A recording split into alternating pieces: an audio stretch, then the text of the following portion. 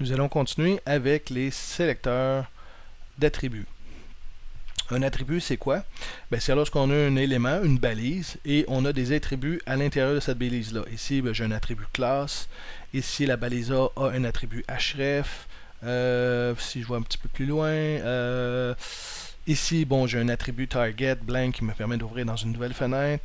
Un attribut title qui me permet de, lorsque je vais survoler un élément avec ma souris, d'avoir un titre qui va apparaître. Donc, ce sont tous des attributs, il y en existe beaucoup.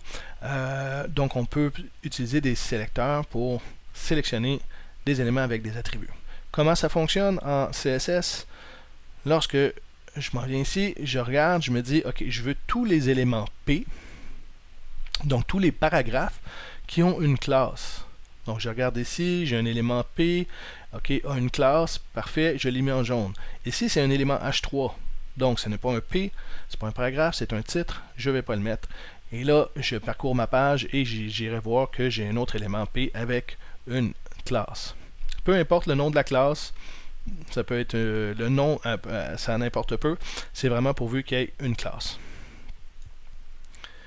Si on regarde un petit peu plus, ici, c'est un peu le même principe, c'est tous les éléments A qui ont un titre, un title. Donc, j'avais montré tantôt que le title me permet d'avoir le titre comme ça ici. Si je m'en viens voir un petit peu plus bas, ici, j'ai un titre.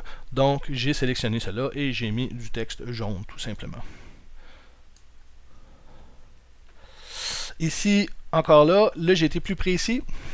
Je lui ai dit tous les éléments A qui ont un attribut target, mais ce target-là doit être égal à blank. C'est pas n'importe quel target, c'est vraiment, il faut qu'il soit égal à blank.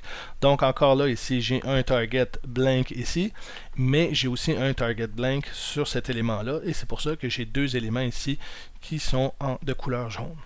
Donc on peut spécifier la valeur que l'attribut doit avoir pour le sélectionner. Ensuite de ça, on peut combiner tout ça. Donc ici, je dis tous les éléments A qui ont un attribut title et un attribut target, mais ce target-là doit être égal à blank. Et bien là, j'en ai juste un, j'ai un title ici et j'ai un attribut target, donc j'ai juste un élément qui répond à ma condition. C'est pour ça que j'ai un élément jaune ici.